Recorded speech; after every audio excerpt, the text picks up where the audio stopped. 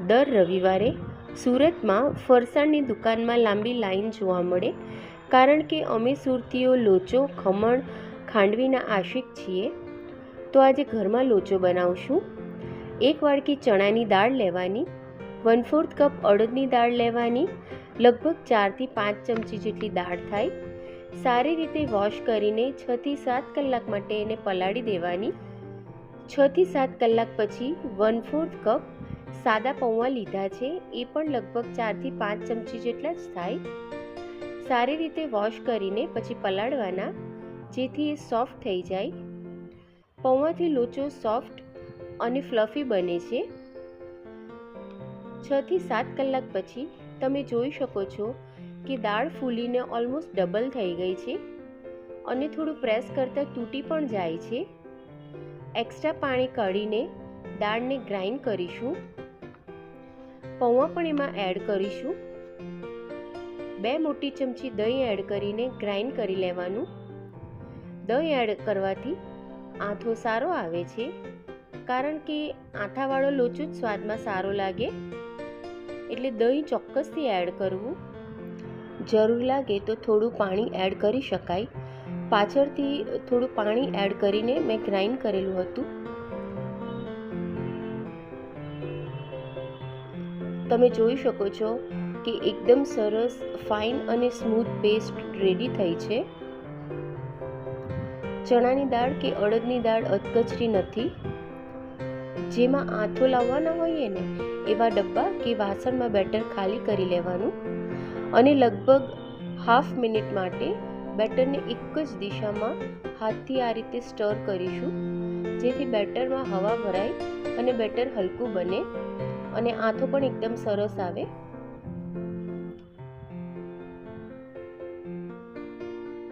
તો લીડ લગાવીને 6 થી 7 કલાક માટે અથવા તો પછી ઓવરનાઇટ એને રહેવા દેશું.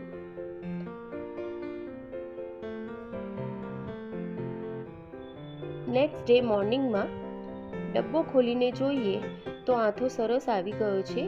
તમે જોઈ શકો છો. બરાબર મિક્સ કરીને જેટલા બેટરમાંથી લોચો બનાવવાનો હોય ને એટલું જ બેટર બીજા બાઉલમાં લઈ લેવાનું. લોચાની શોધ કઈ રીતે થઈ એ તમને ખબર છે? કોઈક વ્યક્તિ ખમણ બનાવવા ગયું, પણ પાણીના મેઝરમેન્ટ ખોટા થઈ ગયા. બેટર એકદમ ઢીલું અને પાણી જેવું થઈ ગયું. બધા કસ્ટમર તો બહાર હતા જ ખમણ લેવા માટે.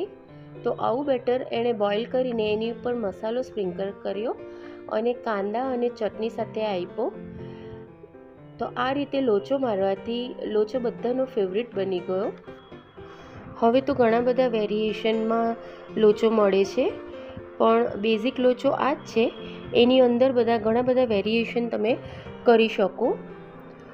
1.5 વાડકી બેટરમાંથી આપણે લોચો બનાવશું. બાકીનું બેટર ફ્રીઝરમાં સ્ટોર કરીને રાખી શકાય અને જ્યારે બનાવવાના હોય ને ત્યારે મસાલા કરીને કૂક કરી લેવાનું.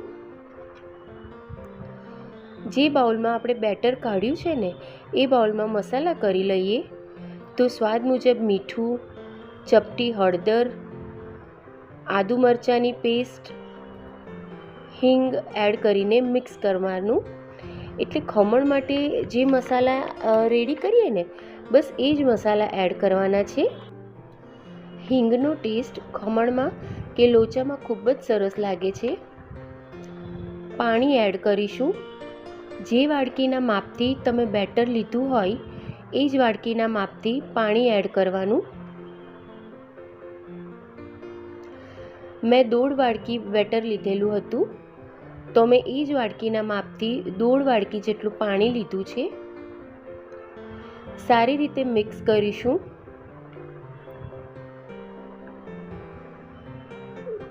સ્ટીમરમાં પૂરતું પાણી ભરીને એની ઉપર એની સાથે જે ડીશ આવે ને તે મૂકીને એને પણ તેલથી ગ્રીસ કરી લેવાની અને ગરમ કરવા માટે મૂકીશું. લોચો બનાવવા માટે ડીશને પણ પહેલાં ગરમ કરશું. લીડ લગાવીને લગભગ 5 મિનિટ માટે ગરમ કરશું. લોચાના બેટરમાં લગભગ 1/4 ચમચી જેટલો રેગ્યુલર ઈનો એડ કરીશું.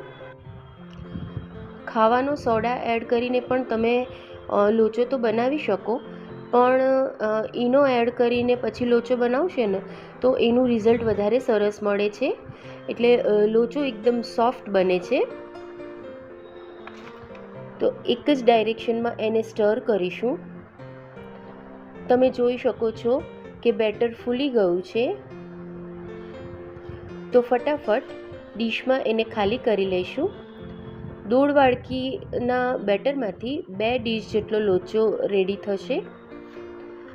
બેટરને ડીશમાં પોર કર્યા પછી એની ઉપર લાલ મરચાંનો પાવડર સ્પ્રિંકલ કરીશું અને લીડ લગાવીને 10 થી 15 મિનિટ માટે મીડિયમ ફ્લેમ પર લોચાને કૂક કરીશું. તો 15 મિનિટ પછી લોચો રેડી છે. લોચાને સર્વ કરવા માટે લોચાને તવેથાની મદદથી આ રીતે કાઢી લઈએ.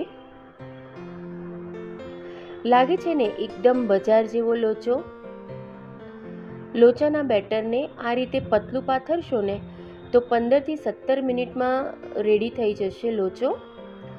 પરફેક્ટ એવો લોચો રેડી છે. એની ઉપર લોચાનો મસાલો સ્પ્રિંકલ કરીશું. તેલ અથવા બટર નાખીને સમારેલા કાંદા સાથે ગરમા ગરમ સર્વ કરીશું.